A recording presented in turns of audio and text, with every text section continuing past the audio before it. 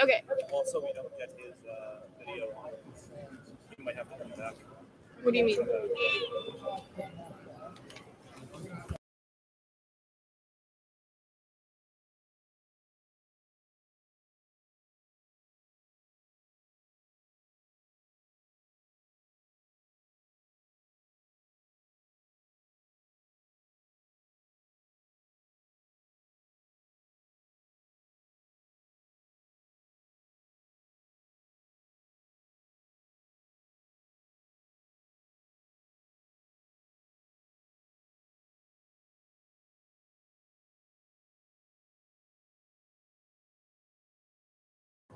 Is it echoing? Nick? Echo? Hello? How's the sound?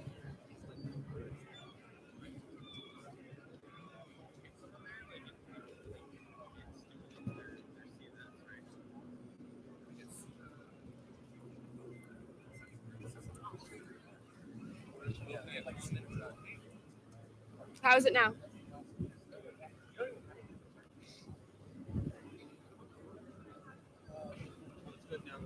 It's good? I don't hear it. Okay. Alrighty.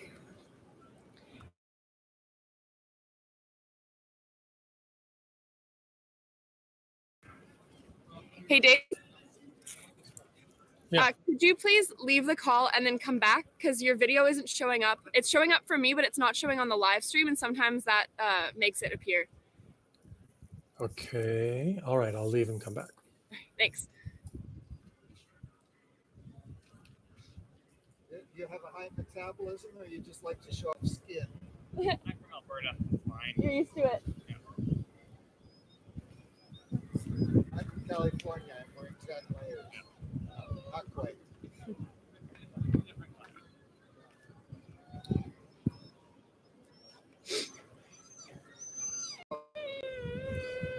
Like, you couldn't see his video on the live stream? Oh, okay. Raph couldn't see it?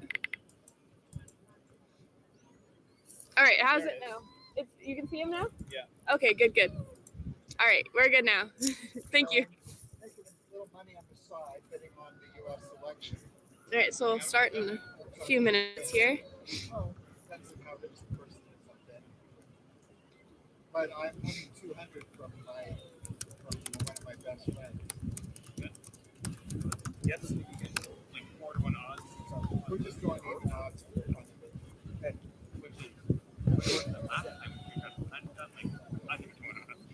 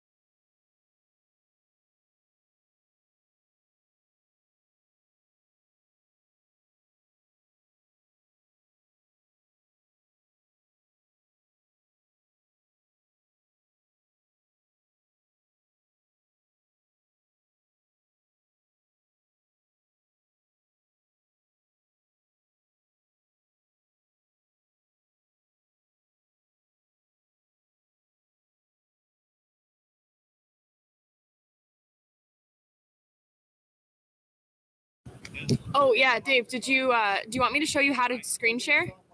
Or do you see it here? Yeah, I think I found the button I need to push. Yeah, Share your screen and then pick an application. Yeah, and then once you do that, just go to the bottom here and it'll have turned your camera off. If you turn your camera back on, you'll appear in like a little square in the bottom right corner. Oh, but if I don't hit that button, then it'll just be my screen only. Then it'll just be your screen, yeah. I might just do that because I'm gonna try to come back to me full screen quite a bit and not rely too much on slides. But feel free to interrupt me if you think I need to, if something's not working. Or... Okay, sure. Yeah, I probably won't interrupt you unless there are technical issues. Okay. Let's see here. Nick, are we ready to start? Okay. You put your first choice, your second choice.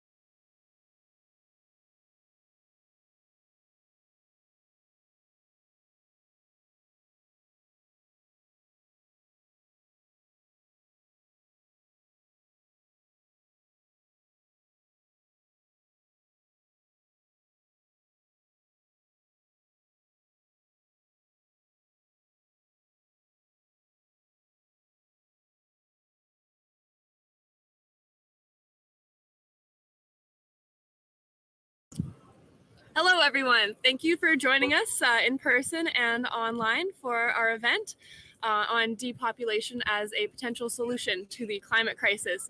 Today, we have Dave Gardner of the One Planet, One Child campaign put on by World Population Balance, and he's going to talk to us about his campaign and some of the controversy it stirred. So thank you for being here, Dave.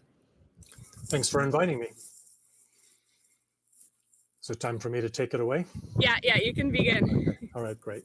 Well, first of all, I want to thank you for inviting me, Lillian, and thank you everybody for attending, and thanks for your curiosity. I believe I was invited to speak because of our courageous One Planet, One Child Billboard campaign in Vancouver, and I'll talk about that a little bit later. But first, I want to give you a quick background. I'm Executive Director of World Population Balance, which is a small nonprofit whose mission is to alert and educate that we're in overshoot, that overpopulation contributes to that, and ethical, voluntary solutions respectful of human rights exist. We will get to that Billboard campaign in a bit, but first what I want to do is just kind of go over some basics about overpopulation and what it has to do with the climate crisis. Hopefully this is a refresher course for some of you, but it might be some new material for a few of you as well. So I've got a couple slides to share. Oh, screen sharing failed. That's not good. Any idea why that would happen? Let's see. You're just pressing the screen share button? Well, and then I'm picking, I'm doing application window, and then I'm picking PowerPoint. Failed again. Oh, nuts. Huh. Is there any way you could open it with a different application? Like you could open it as a PDF instead of a PowerPoint and just scroll? Let me see what happens if I share my screen instead of picking PowerPoint. Maybe that'll work.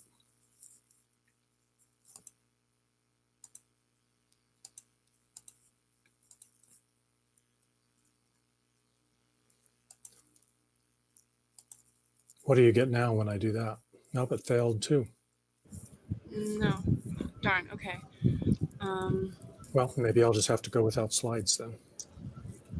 That's not ideal. I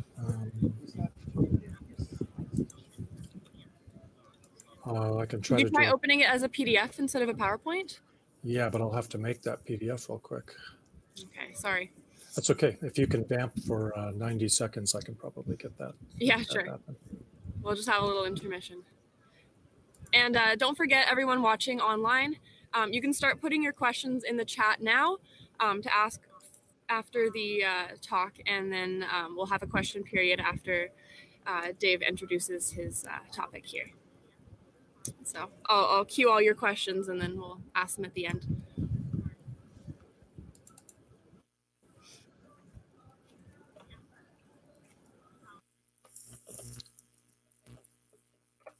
All right, let's see if this works.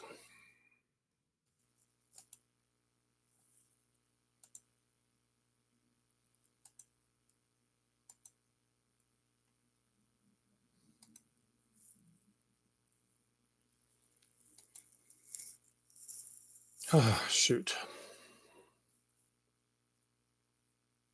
I gave my browser permission to share my screen, so I don't know what else I need to do.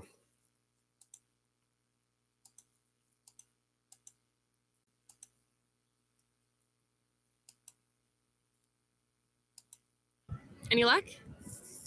No. No luck. Oh, you can see the slides? Oh.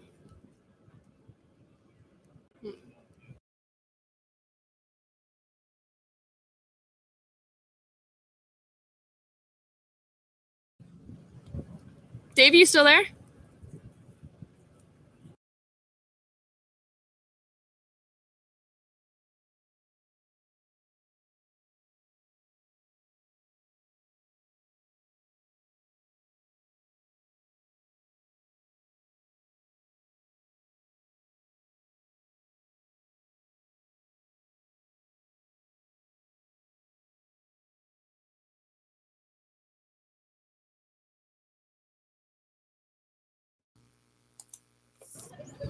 Sorry about that.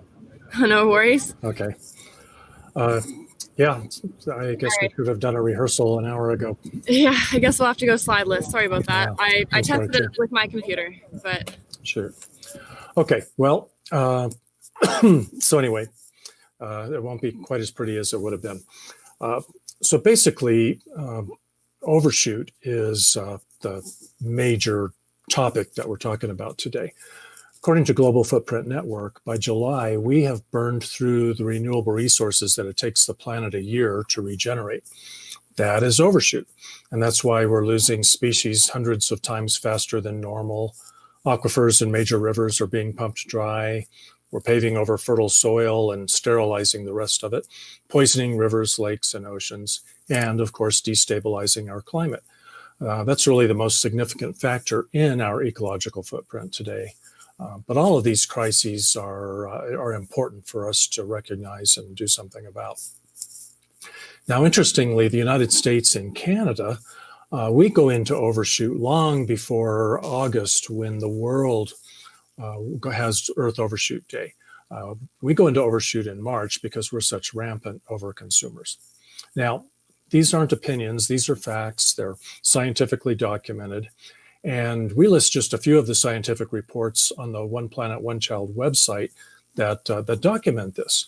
If you go to oneplanet.onechild.org and click on scientific reports in the first paragraph on the homepage, you'll get that list. And that's just a few of the reports. Now, there are two major contributors to overshoot. Contributor one is our consumption and waste generation. And contributor two is how many of us are doing the consuming and generating the waste. Now, if someone tries to tell you that how many of us is not the issue, that is like saying that the area of a rectangle doesn't change with its length. Our impact on the planet is really the result of two multipliers, our consumption and the number of consumers. So here we are. Today, we're approaching 8 billion world population. We're adding 80 million people per year, growing about 1% per year. And at that rate, it's a doubling time of 72 years. We're adding over 200,000 people to the planet, net gain every day, basically a city the size of Metro Vancouver every couple of weeks. And global GDP has also been growing at a rate that will double the size of the global economy every 20 years. Which, by the way, would give us an economy 1 billion times its current size in 720 years. Now, that's a long time, 720 years, but imagine that, 1 billion times the size of today's economy. Now, it's important to mention that half the people in the world live pretty impoverished lives, and they deserve to improve their lifestyle.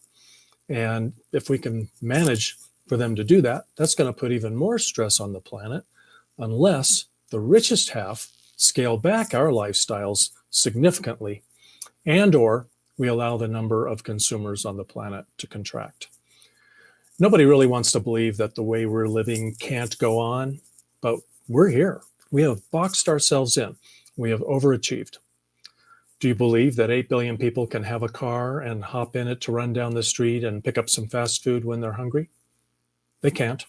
Planet won't support that. Do you believe 8 billion people can fly across the country even once or twice a year to attend a wedding, a hockey game, or a concert? They can't. The planet won't support that. Our biosphere can't even sustainably support 8 billion people having access to electricity 24 hours a day, 7 days a week. Now, there are many good people that are working on contributor 1, our rate of consumption. And we agree at World Population Balance, we agree that we have work to do here. We are way too wasteful. We're too materialistic. The richest among us are living way too high on the hog. Let's do the math, though, and see what we need to do. We are rapidly approaching 2-planet living, according to Global Footprint Network. So if we just the GDP, global GDP, is a pretty good approximation of our level of consumption. So if we were to divide our global GDP in half to get back down to 1 planet living, and then divide that by the 7.5 or 8 billion people that are living on the planet today, so that we each get an equal share of that economic throughput. What we end up with, the number is a little between $5,000 and $6,000 US per year. Basically, we would have to live as though that was our earning. We couldn't spend any more than that. So that gives you kind of a sense of how simply we've got to live if we can, first of all, get the rich to stop doing what they're doing. And we're among the rich, and we all scale back. We give the poorest half of the people on the planet room to improve their lives a little bit. We divide it up equally, but we say we're going to live sustainably. Then we all have to live at a lifestyle that I don't think we're going to be able to get most of the rich people on the planet to do. We need to work on it, but I don't think we should bet on being able to do that. Now, there are quite a few people who are working on that. It's a noble cause. We applaud them. We collaborate with them whenever we can. And we frequently acknowledge the need to do that. But there are a lot fewer people that are working on contributor 2, ending population growth and actually contracting our population. They're just harder for many of us to handle. It is very personal to discuss that idea, the idea that my decision to have 4 kids might darken the future for those kids. That's a tough conversation to have.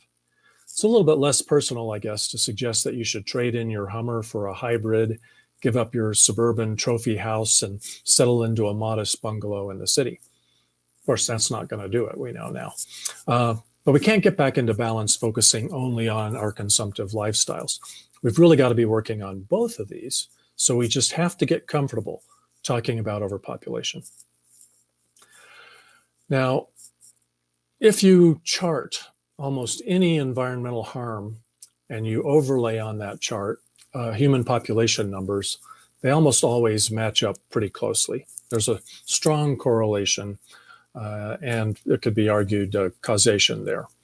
I was going to show you here global population overlaid on carbon dioxide emissions. Sorry, we don't have slides tonight. I'll be glad to share a PDF of my slides later. Maybe you can share a link to that so people can download that and look at these if they wish. Now, our profligate lifestyles have a really big carbon footprint. And if they do, then the number of footprints is going to make a difference. It's basic, undeniable math. And that is undoubtedly under-discussed. And so that's why World Population Balance is doing the work it's doing.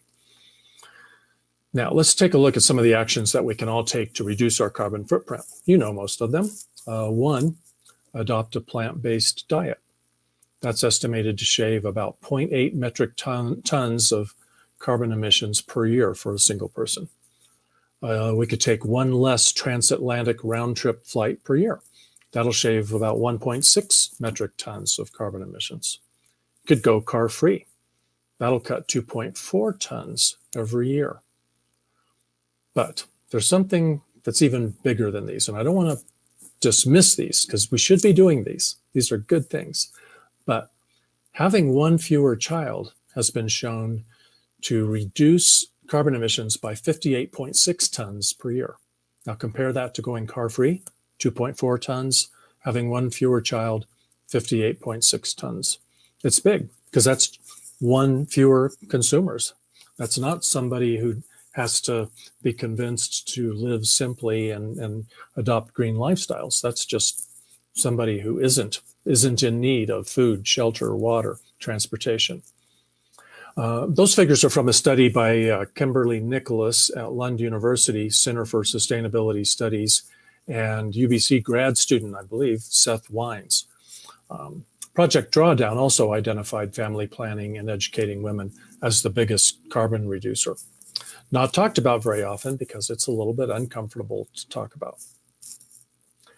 Now, I want to remind you that the climate crisis is huge, it's looming, and we've got to deal with it. But it's just one of many environmental crises that we just can't successfully overcome if we ignore human numbers. At this point, I was going to show a few pictures of our billboards and transit ads in Vancouver. Hopefully, you've had a chance to see them, and you can certainly find them easily at oneplanetonechild.org. Let's talk about the billboard campaign for a minute. Why are we doing that? Why billboards? Well, we observed that too few, really everywhere around the world, too few are aware that we're in overshoot. Too few understand that there are solutions that are ethical, voluntary, and respectful of human rights. And there are criticisms and denial of the population part of that, and they persist because good information just doesn't get out. And myths about overpopulation are repeated ad nauseum. So we decided to try billboards. First of all, we wanted to celebrate the solution that women around the world have been embracing more and more for the last 60 years. They've been choosing smaller and smaller families. The average family size has been cut in half in the last 60 years. And we wanted to start a conversation so that Canadians don't fall for depopulation panic. We'll talk a little bit about that in a minute. So that everyone can make informed, considered family-size decisions. And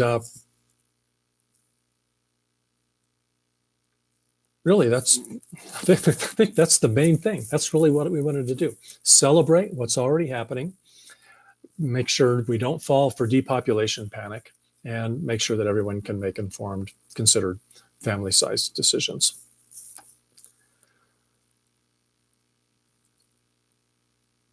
Just looking ahead a little bit, I want to make sure that I mention a couple of things. Yeah, well, let me address some of those in detail real quick here. Depopulation panic. What that is because for 60 years, we have been choosing smaller and smaller families. And I really think we're seeing now, just in the last couple of years, a dramatic increase in the rate of young people, your age, many of you who are watching this, who are just deciding not to have children, to go child-free, or to delay having children, or to have just one child. There are a number of factors contributing to that. One is financially, you recognize how challenging it is, how expensive it is to raise a family, and you don't have a guarantee of really good, well-paying jobs that we used to think were just we were entitled to year after year. Things are changing on the planet now because we have bumped up against limits to growth. But because policymakers, elected officials, many economists, a lot of business people are observing now that as a result of that populations in many countries around the world are peaking and already starting to decline. If they aren't already, they can see that that's going to happen soon. They're worried about that because they're participating in a system that is built on growth. It's a Ponzi scheme.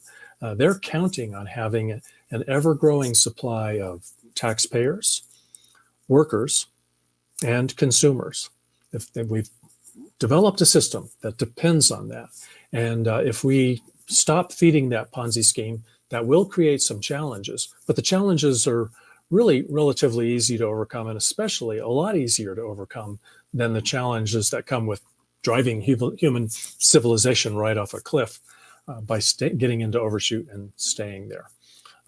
We believe that everybody deserves to have that information when they're making their family size decision.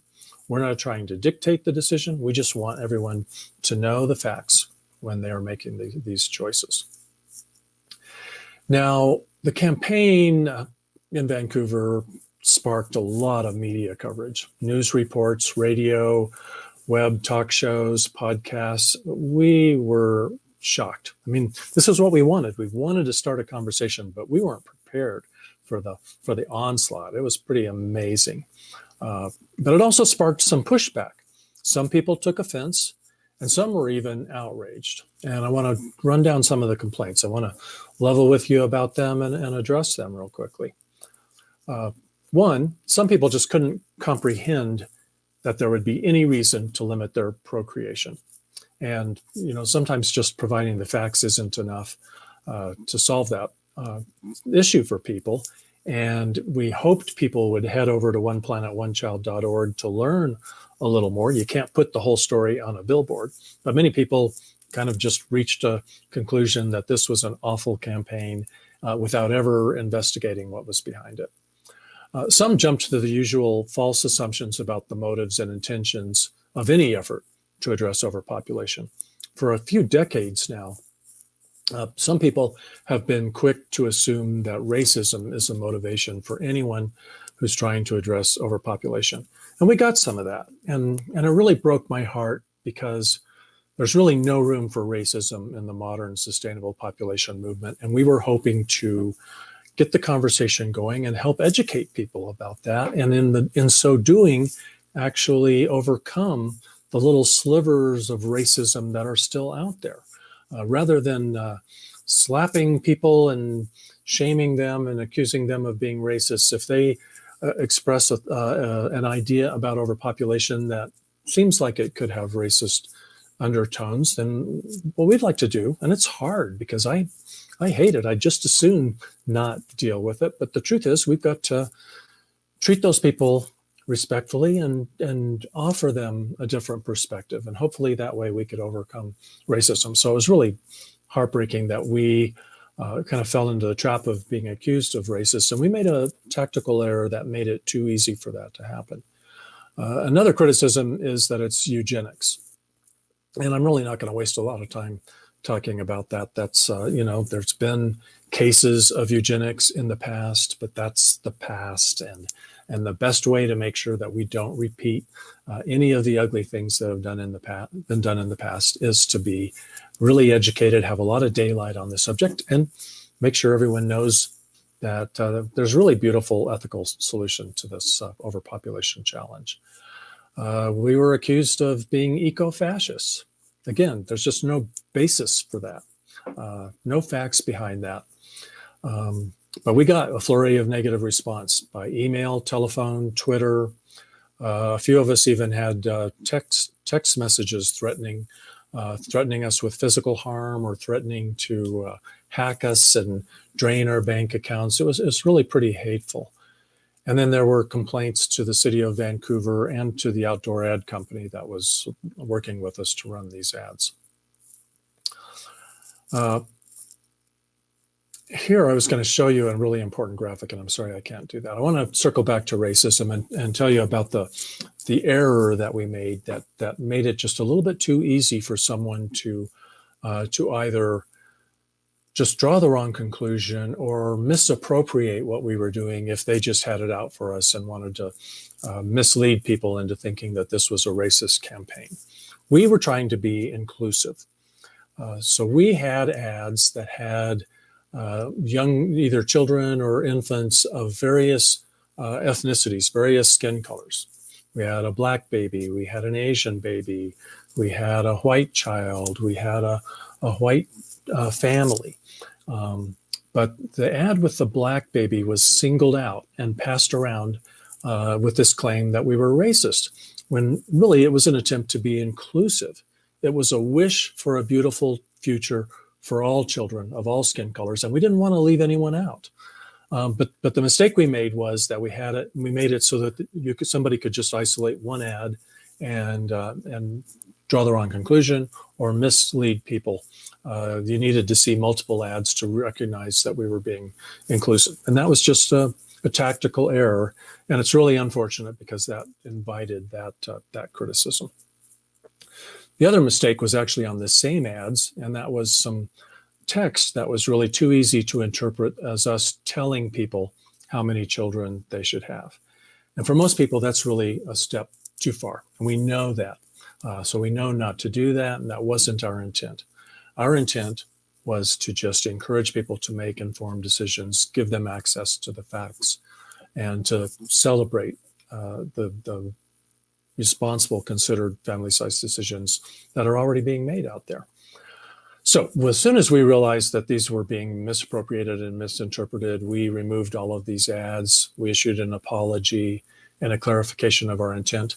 But I don't know if you've heard the old adage that a lie goes halfway around the world while the truth gets its boots on. And that's kind of what happened. A lot of the damage was done. And I think that made it harder for us to make this campaign be inviting, to invite people into this conversation. So thank you for being interested in stepping into the conversation in spite of all that. Now, all of this is explained on the OnePlanetOneChild.org website. We've added a clarification of intent and an apology to acknowledge the mistake that we made about this. Like I said, no place for racism in the modern sustainable population movement. We are not targeting anyone. And that's another thing that people have struggled with. Why run this campaign in Canada, which has a very low birth rate already? Well, the reason we did that is to demonstrate that everyone around the world has a role to play. That there is no need to target anyone. We don't want to blame anyone. We want everyone to have the facts. And if Canadians have the facts, their role, your role might be to, if you're about to make a family-size decision, your role could be to choose to go child-free, or to choose to have one child, or to choose to wait to start a family. Or maybe you've already made that decision. You still have a role. Your role could be to provide better support for family planning services, whether that be in Canada or around the world. There is not enough support for family planning services. We could use more support around the world for educating women, providing them with economic opportunities, and getting them out from under the thumb of men in patriarchal societies. So there's work to be done, and there's a role for all of us to do that. So we want people in the United States and Canada to understand everything there is to know about overshoot and overpopulation, and recognize that they have a role they can play. We really want to empower and encourage everyone to make that informed, well-considered decision. Let's see. Some people think it's the wrong problem. They think there's no overpopulation problem. The problem is just a distribution or an equity problem.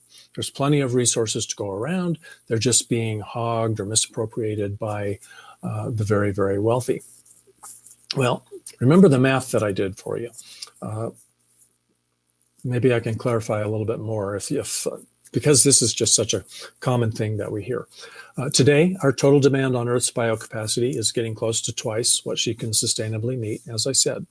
If we move some of that demand from the rich to the poor, as we should do, the total demand is still there. It remains nearly twice the sustainable level.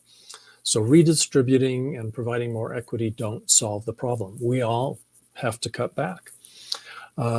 We'd have to shrink our lifestyles significantly to about 20% of the current lifestyle for the typical person in the industrialized world, or what I like to call, I hate to call it that actually, the overdeveloped world, because we've overachieved. We went way too far. Let's see. I want to return back to that depopulation panic. And this is another reason why we think it's important to run this campaign, even in places that have low birth rates already. We all need to resist efforts that are actually underway today. Countries that are having depopulation panic, they're worried about not having enough workers or taxpayers or consumers. Russia, Italy, Greece, and a number of other nations are today trying to find ways to incentivize young couples to bring children into this world that they wouldn't otherwise conceive. They're convinced that we need an ever-increasing supply of young people to fund social programs, grow our economy, and to make up for this temporary bubble of more elderly during a temporary bubble of fewer youth. Because what's happening now, because many of you are wisely choosing smaller families for a number of reasons. You have other opportunities, other things to do. What happens when you do that is the Ponzi scheme isn't being fed, and we have more people getting older and fewer people who are youthful. Actually, the overdeveloped world, because these overachievers. Somebody just turned on their mic, so somebody didn't need to talk to me. Nope. Okay. So there's some concern among policymakers and some economists that, man, we've got to get busy making more babies so that they can fund the social programs. Social programs for the elderly are going to become more expensive because there's temporarily more older people, but there's temporarily more young people, fewer young people at the same time. Social programs for the young people will not be as big of a drain. So you just have to shift the funding. It's really not that big of a problem. Fewer workers to fill jobs. Well, they're telling us that artificial intelligence and robots are going to leave us with fewer jobs, and they're worried about what everybody's going to do. Well, if we are making fewer babies, there'll be fewer people chasing after those fewer jobs. So it solves that problem. Now, real quickly, I want to talk about fewer consumers to demand goods and drive economic growth. Economic growth is it's a huge part of the problem. It's a huge driver of overshoot, and it's really a universal religion around the world. We've become convinced that economic growth is what creates prosperity. It's what gives us good lives, and that for some reason, perpetually, we can grow our economy, even though we're sitting here on a finite planet. Well, the truth is we can't, but there are a lot of policymakers and economists out there who just refuse to recognize that. And so they're worried, and they want women. They want women to incubate more taxpayers, consumers, and workers so that GDP will forever increase. Well, it can't. Now, if a population is contracting as we want it to do, guess what? That means the economy can contract too, because the purpose of an economy is to meet our needs. Fewer people, fewer needs. So it all works out. We can relax. We do not have to panic about depopulation. All right. Man, I just kind of went up through, I'm skipping ahead on my notes to catch my notes up with my mouth. One last one, I think, and that is technology. Why are you making us talk about this uncomfortable thing and consider this uncomfortable idea when technology will solve the problems that are created by too many people? Well, technology might be our savior. It could be, but it has a really lousy track record. It has so many unintended consequences. It gave us the green revolution, which everybody thinks was great, except now, as a result of that, we've got this heavily industrialized chemical and fossil fuel dependent agriculture system that's cruel to animals. It's poisoning our oceans, and it's causing a lot of the climate disruption that we're worried about now. But there's other examples of technology with unintended consequences. Thalidomide, DDT, PFAS, asbestos, and the list goes on and on. So I think it's a mistake to bet our future on technology. We cannot count on it. It's unlikely to solve the problem. It's a very thin chance that it could.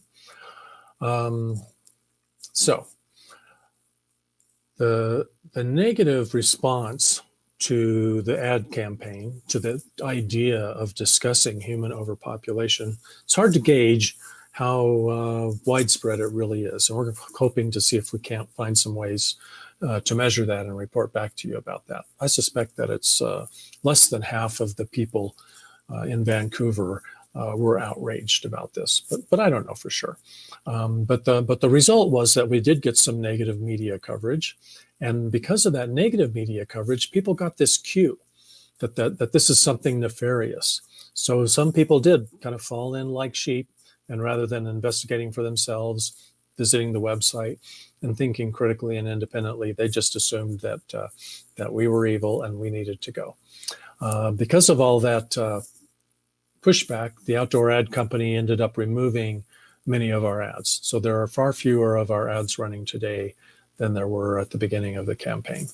And that's unfortunate, but we understand that that company has to do business in Vancouver and has to make its business decisions. Still, we've seen some positive or at least neutral media coverage. We've received some positive comments, and we've had the opportunity to address many of the misassumptions, misconceptions, and myths about overpopulation. We've been doing it on social media and email correspondence, and we've been doing it on the Overpopulation podcast. And I want to make sure I do mention the Overpopulation podcast, because if you are interested in digging a little deeper into this, I'm really proud of that podcast. So I think we're up to episode 50. You don't have to go back to the beginning, but you can cherry pick the episodes. And every episode right now is addressing this campaign and what's going on, the lessons being learned, and the things that we really think need to be involved in the conversation. Now, I want to editorialize here a little bit that there was a concerted effort to silence the conversation. No doubt about that. Really to make our little nonprofit rue the day that we launched this campaign. Some people were quite hateful, and it even scared some members of our staff. And that, like I said, that really broke my heart. I want to confess that I don't really tend to fret like I probably should when someone with ideas that I really disagree with gets canceled by some kind of an outcry. But here, now I've gotten to experience an effort to be canceled. And what's being canceled here, or attempted to be canceled, is a really important, truthful, science-based, and good-hearted effort to ensure that future generations have a world worth inheriting. And so attempting to cancel this is really doing a disservice to everyone. And that is exactly why so few nonprofits, so few environmental organizations, so few politicians have been willing to talk about overpopulation for over 20 years. They've been afraid. Anytime somebody does it, they get smacked, and it's really unpleasant. And so they run and hide, never to talk about it again. For some reason, I am not discouraged to the point that I'm going away. I'm here. I'm out there. I've got nothing to hide. I think this is an important conversation to have. And I'm really sorry about not having slides for you. That's really disappointing.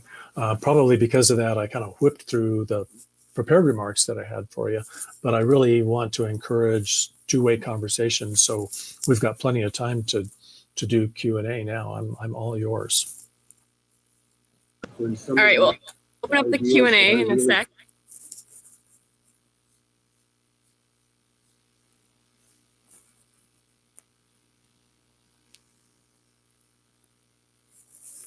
Do I need to vamp while you're getting that set up? Lost you.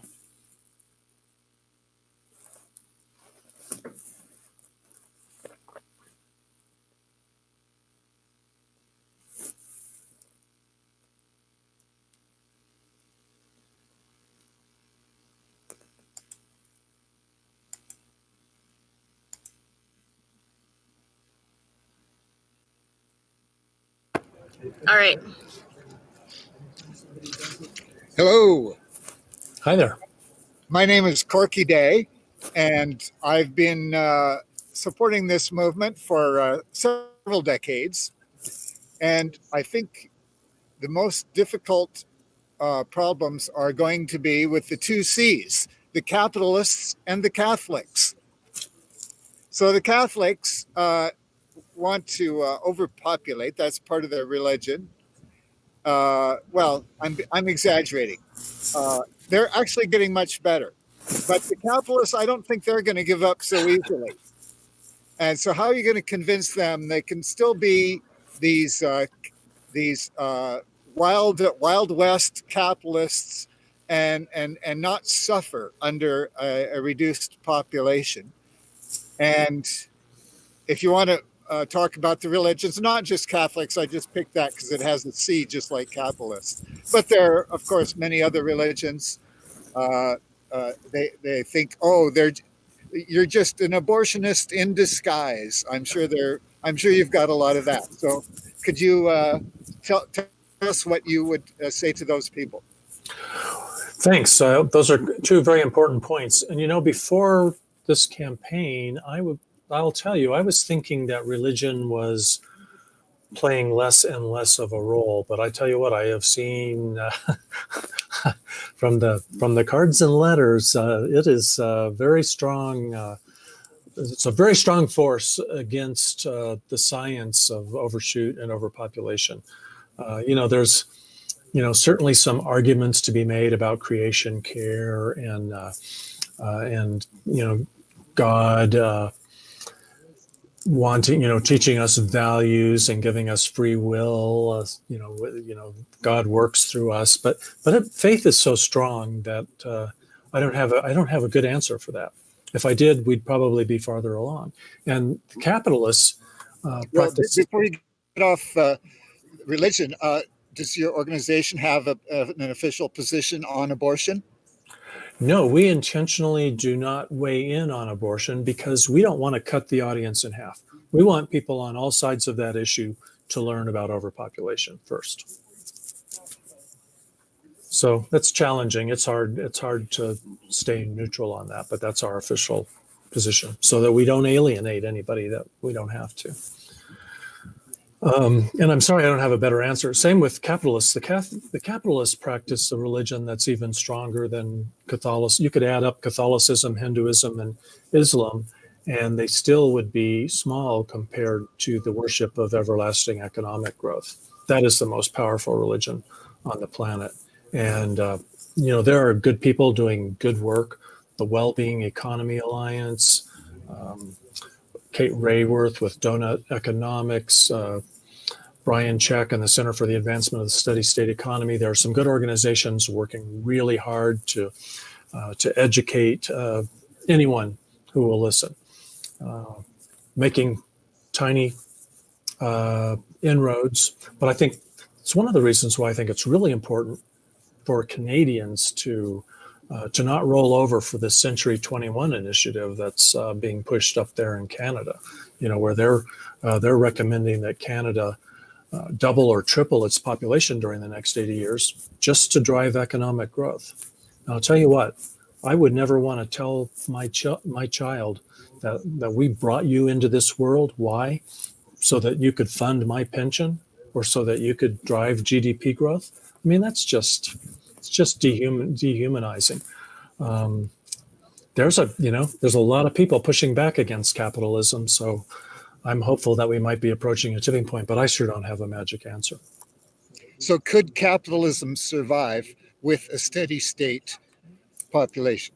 That's being debated. There are certainly some smart people who think it can, and there's some smart people who think it can't. So I'm not sure. I think possibly it could, but it would certainly have to be reorganized in a really big way. Well, in Canada, we have a lot of environmentalists, and we have a lot of nature that we are seeing despoiled every minute. And so that's part of what drives us, I think, to have better, to be more likely to support this movement. Well, that's great. It does seem like Canadians are, I've always had a little bit of an inferiority complex as a U.S. citizen and resident. The Canadians don't seem to make the rest of the world mad at them, and you guys have got a lot on the ball. So good for you. All right, we're gonna open it up to some more questions. Let me just see if there's any. I queued some from the chat earlier. Somebody wanted you to define what you mean by overshoot. What exactly is overshoot? Overshoot is when the demands that the human enterprise makes on the planet exceed the planet's ability to sustainably meet those demands. So if we are in overshoot, then it's a temporary condition. It can't happen for long. And what happens is we're borrowing resources from future generations, and we're crippling our life-supporting ecosystems in order to overconsume right now.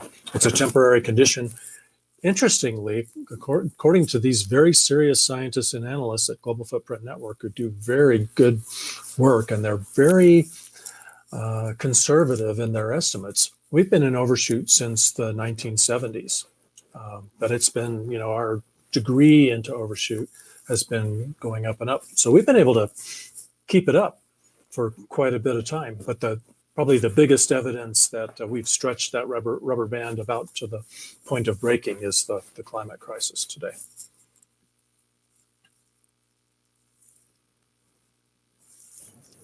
Yeah, come on up. Hey, how's it going? Great. Are you warm out there? It's not too warm, but we're doing all right. Okay. I have a question, just like as sort of a thought experiment. So one of the concerns that I have with regards to a voluntary one-child or depopulation policy where people choose to have less children or choose to have no children is that what might end up happening is that the most intelligent, compassionate, thoughtful people who have a concern for their future and the future of their children are going to end up selecting themselves out of the population, because it's going to be those people who aren't going to be reproducing, and the people with no regard for environment or the future or limiting their children and limiting their consumption are going to continue to reproduce. And I'm wondering if you have any thoughts around that possible phenomenon, or if you've considered that at all. Thank you. Sure, that's a great question. No, thank you for asking for asking that. Have you seen the movie Idiocracy? There's yeah. That's part of what the basis for my question was. Yeah. I'm afraid Idiocracy may end up being a documentary. All I can say is there's two things I can say to that. One is there's no guarantee that in a couple of environmentalists who have children, there's no guarantee that their children are going to grow up to be environmentalists. Their children could grow up to be overconsumers, one. And two is it's really a predicament, because the solution cannot be to compete, to outbreed people who might choose not to have a stronger conservation ethic, because then everybody loses. There's no way to win that. So there's not a good solution other than to hope that we can inspire everyone to make the right choice.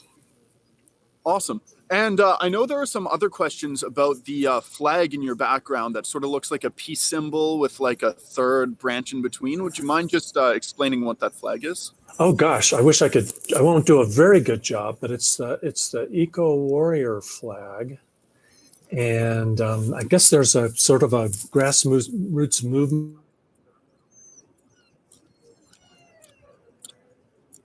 He's frozen. Oh no. Is he frozen on stream, or is he just frozen for us? I don't know. Here,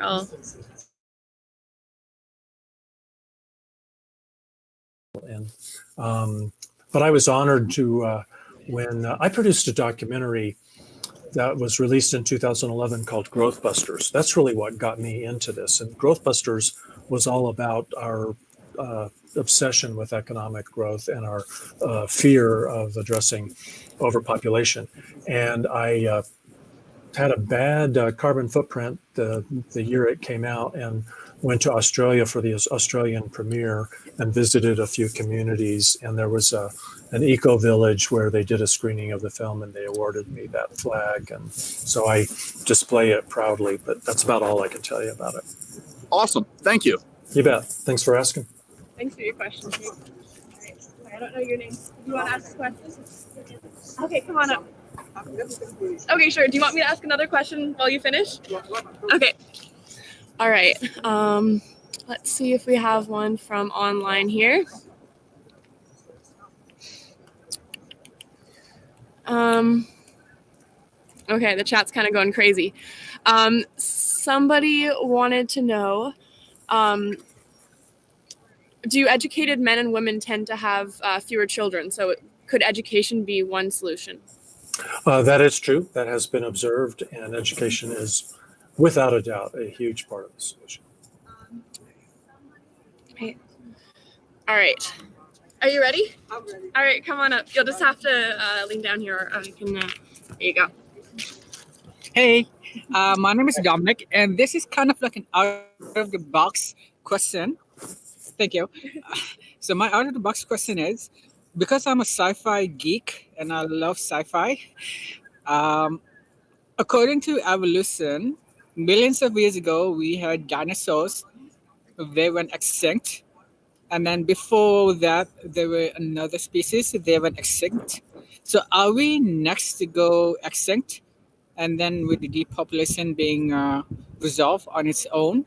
Just wanted to know your thoughts on that. Oh, that's a great question. Thanks. I'm a little bit of a sci-fi geek myself. I thought you were going to ask me about Soylent Green for a minute there. So, first of all, if, we never call it depopulation. I don't know whether that has a positive or a negative connotation. I'd be interested in feedback from you guys about that. We usually just call it population contraction, a contracting population, coasting back down to a sustainable level. Seems like a positive thing. Some people are worried that if we inspire people to do that and encourage a little bit faster progress on that we will drive ourselves extinct just by making responsible family size decisions.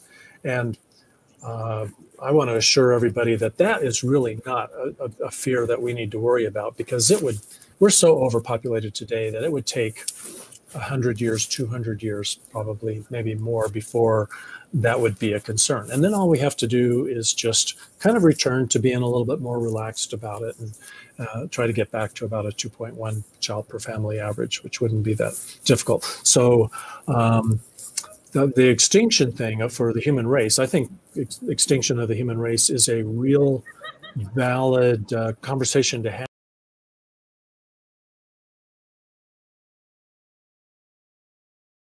Enough to scale back our overconsumption and the number of us consuming. And if we don't do it, Mother Nature's going to do it. Yes. Okay. And then we will be extinguished. Awesome. Thanks for your question. Do you want to ask a question? Oh, okay. Does anyone else want to come and ask a question? Okay. I'll take one from online. So we've gotten a lot of questions about China and when they implemented their one-child policy. As you probably know, there were many issues. How would you want the government to ever mandate a one-child policy, and how would we avoid the problems that China faced? That's a really great question. Thanks for that. No, we firmly believe that government intervention in that way it's not necessary. We've proven that we're willing to do this on our own. We do not need any kind of government edict. The role of government, though, there is a role. Government needs to get out of doing the opposite. And right now, too many governments, even the Canadian government, the U.S. government, they're in business today of they're engaged in pronatal policies. They are financially incentivizing larger families, and I think there could be a role for scaling those back and making support for women and children and families more targeted, so that we don't leave children. We don't want to leave children's needs unmet, but we really need to eliminate all market distortions that might cause people to make decisions that they wouldn't ordinarily make. And also on the China one-child policy, certainly there were definitely some really horrific human rights abuses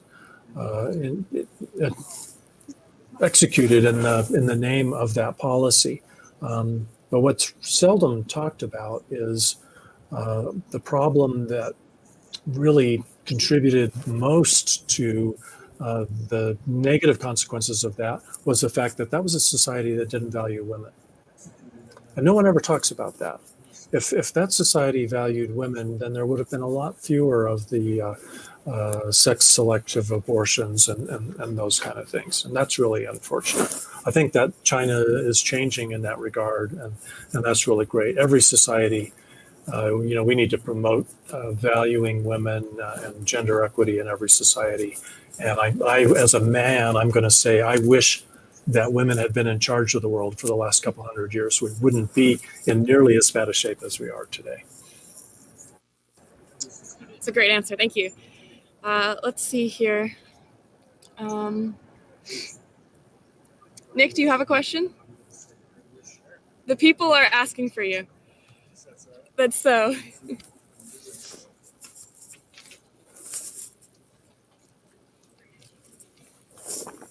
Hi there. Hello. Hi, my name's Nick.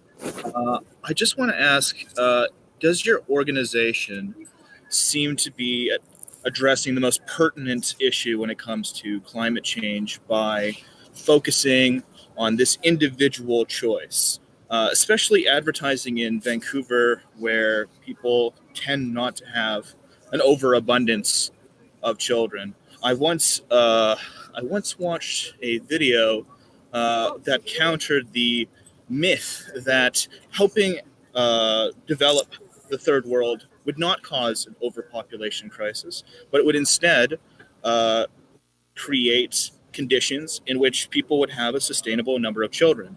So in this case, like if overpopulation can be addressed through not so direct advocacy, through other means, through changing other conditions, then why focus on this issue in the way that your organization does? It's a great question. A couple of answers there. One is that every child born in the overdeveloped world will have 20 to 60 times the impact of a child born in the developing world, where the fertility rates are higher and the economic conditions are worse. So and it's almost, I don't know what the figure is, somewhere between 40 and 50% of births in the U.S. I know were unplanned, unintended. Nearly half of the births were unplanned.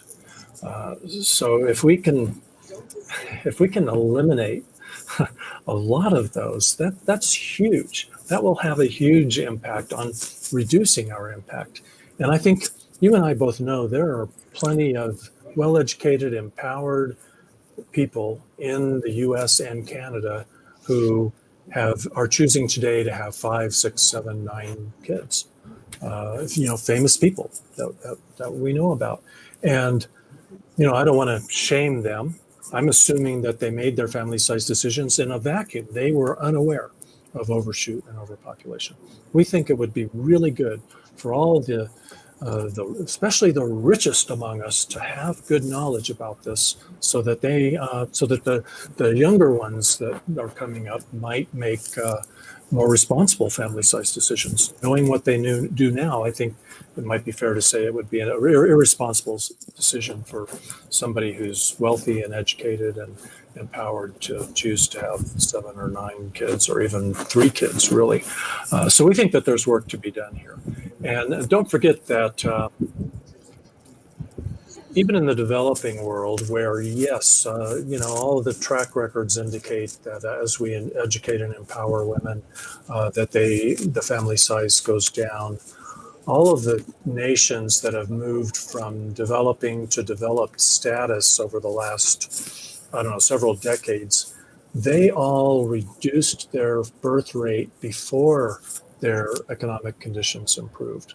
So the causation may be a little bit reversed over what a lot of people believe. It's pretty commonly believed that you educate people and you improve their financial situation, that they'll have fewer children. There's definitely a correlation there. And then last, don't forget that there's not room. If we don't do anything, here in the overdeveloped world, the poorest half of the population of the world cannot improve their situation to follow that track. We've left no room in the biosphere for them to do that, unfortunately. Interesting. One more question. I heard it briefly addressed here, but I'm wondering what your opinion on the situation in Japan is, in terms of the growth of the dependency ratio, the increased strain, not necessarily on the economic side. I don't mean to say that It's good just for economic purposes, but also just on the social side, the social systems are having difficulty managing the imbalance in age in a population. Do you believe on a wide scale, not just Japan, but on a broader worldwide scale, do you think that most countries could manage with such a challenge? Well, I believe they could manage such a challenge a lot better than they can manage, driving human civilization off of a cliff. I mean, that's the alternative. In the case of Japan, I thought you were going to ask about the economic, and I have to plead, I don't really haven't read a lot about the social challenges, so I'd be interested in learning more about that.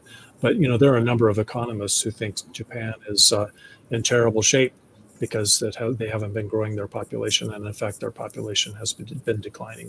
But if you ask the Japanese, for the most part, their self-reported happiness is pretty high. And I'll tell you, if I lived on an island that was depending on importing so much of what we need from the rest of the world, and I watched and noticed that the rest of the world had filled up, and that suddenly we're going to be competing with other people for the food and other resources that we need to meet our needs, I'd be really interested in having my population contract back to where we were actually living within the biocapacity of our island. So I think it's a lot of positive things are happening. But yeah, there's always going to be some adjustments that need to be made. And if you know more in detail about that, I'd love to hear from you. I know Lillian can share my email address, and I'd like to enlighten you about that. Thank you. Bye-bye. Thanks, Nick. All right, let's see what other questions we have here in chat.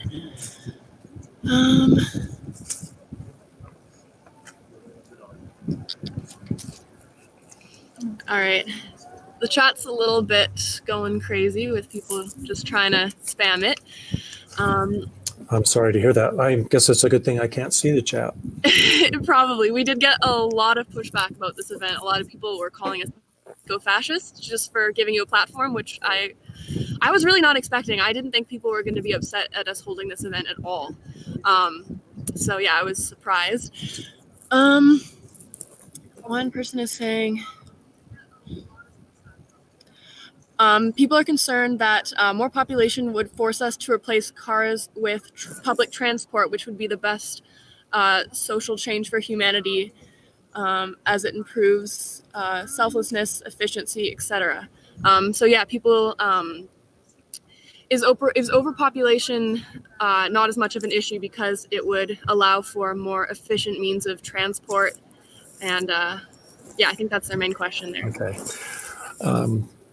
There's no question that if we pack ourselves into a dense enough pattern that makes public transportation work a lot more efficiently. But the efficiencies that we get and the footprint reduction that we get from that is not anywhere near enough to offset the total footprint of the increasing number of people. So that's creating a bigger problem than you're solving.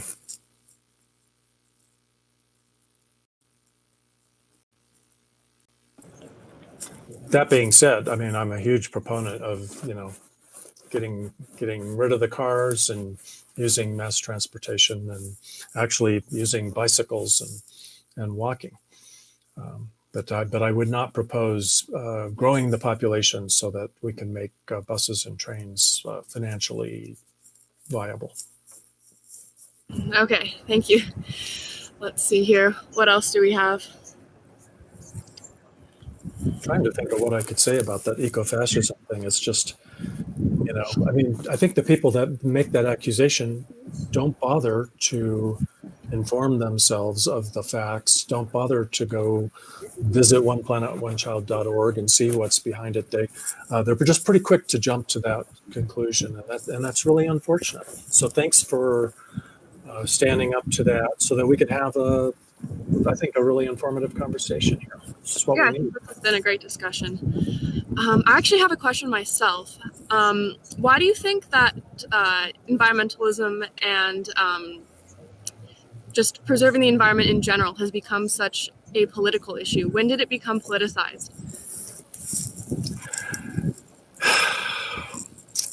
I suppose Ronald Reagan, when Ronald Reagan became president of the United States, in my experience, I would say that might be, it's hard to believe that would have had a global impact, but maybe just because the U.S. is so, everybody pays way too much attention to what the U.S. is doing. There was a time when I was a young adult, I was a conservative because I hated government waste. But I eventually had to leave the Republican Party because the Republican Party decided, that we need to rape the environment in order to make a dollar. And there it is. There's the politics. It's just gotten worse since then. And I don't know. I don't think I've run into anybody who thinks they have a solution. Do you have one? I lost your sound. No, I don't have a solution. Unfortunately. Shoot, darn. Yeah. Yeah, but it really makes it hard. We try to be nonpartisan. We would like to invite people from, conservatives and liberals into this conversation, but it's extremely challenging in today's landscape. All right, let's see if we have. Do you have a question? All right, come on up. Sure. I got a question here. You've talked about that in the undeveloped world or the developing world, the rate of consumption is enormously lower than in the overdeveloped world.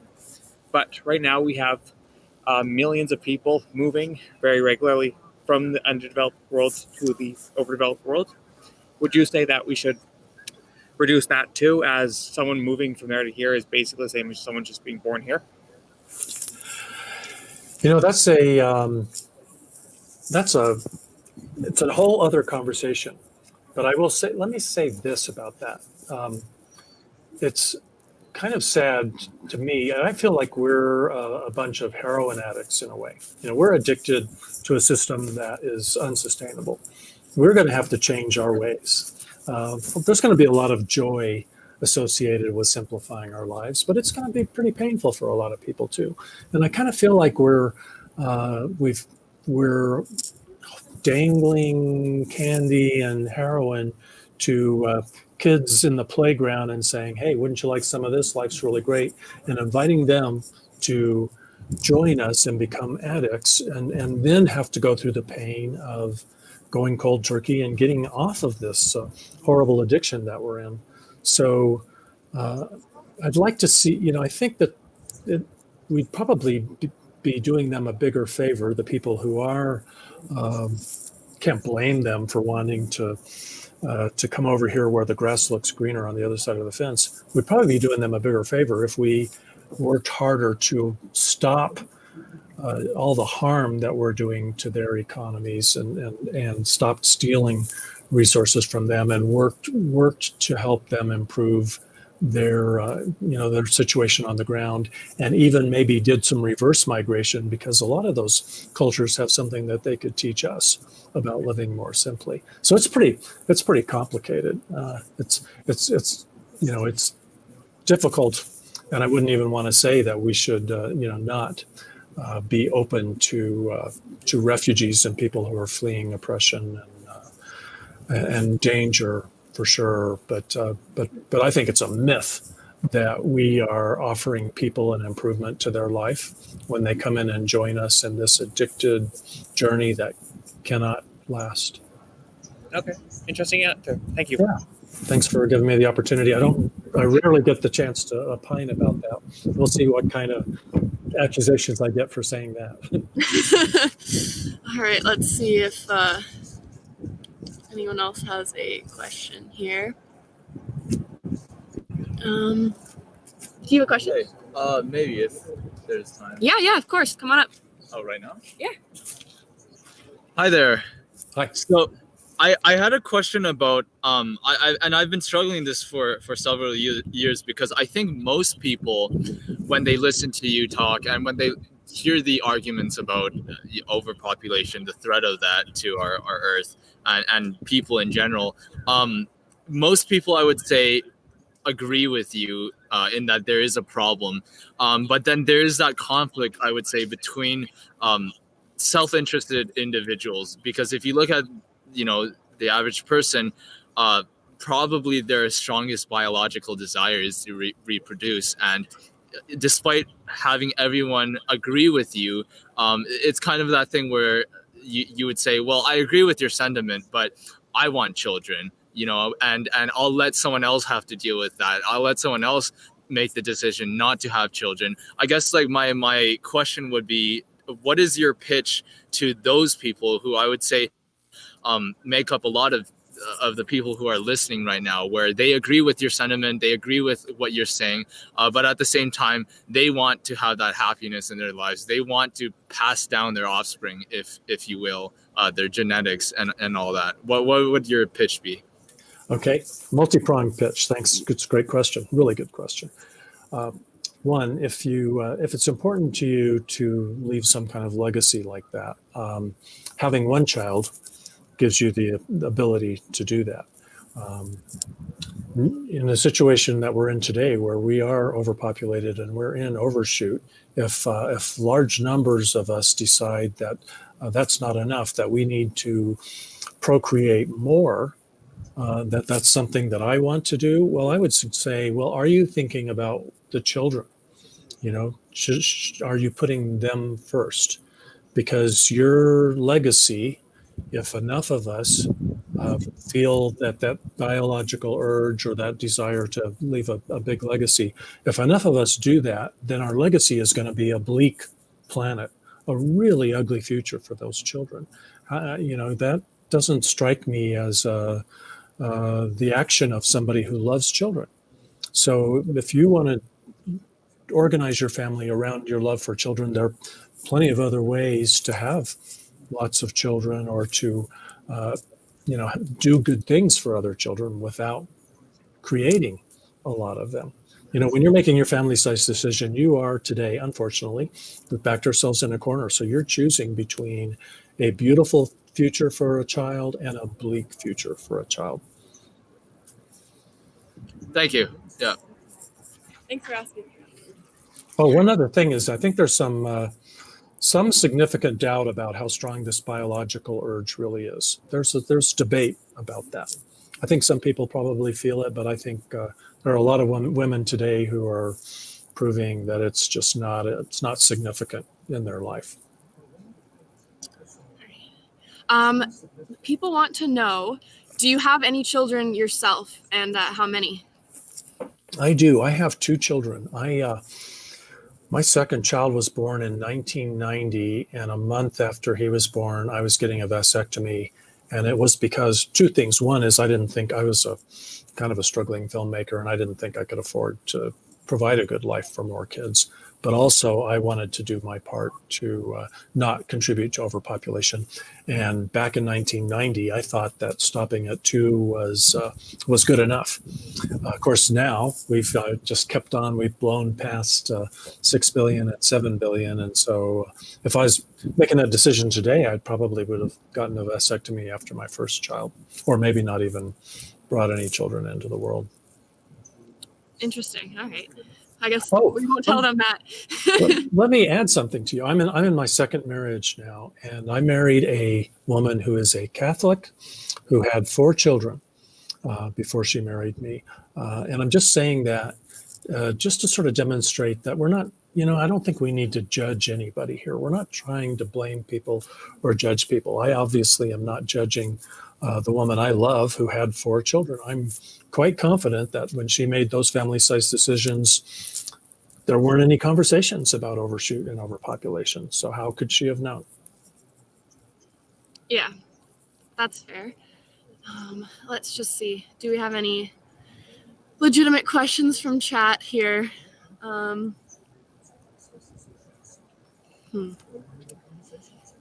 anyone in the in-person audience have any more questions? No? All right. All right, I think we might call it there then, unless anyone in chat wants to come in with a last-minute question that isn't about eating children. All right. Well, thank you so much, Mr. Gardner, for coming and talking to us. I will leave the link for oneplanetonechild.org in the chat here, and anyone who wishes to can go check it out after to read up on more of what their initiative is. Yeah, thank you again for joining us. Thank you to our in-person and our online audiences. We really appreciate you tuning in.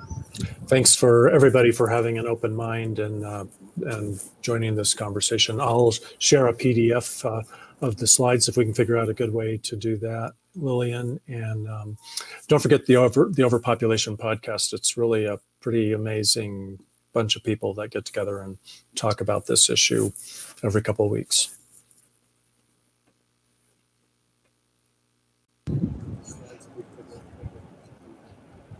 All right. All right, I don't think we're live anymore. So yeah, thank you so much for joining us again. And yeah, just send me an email with the PDF and I'll put it on our Facebook page. Sorry again for those technical difficulties. We tested it with my computer sharing slides, but it might be some operating system. I'm not terribly technologically savvy. Well, yeah, I regret. In retrospect, maybe we should have gotten on 15 minutes early, and I should have gone all the way through that.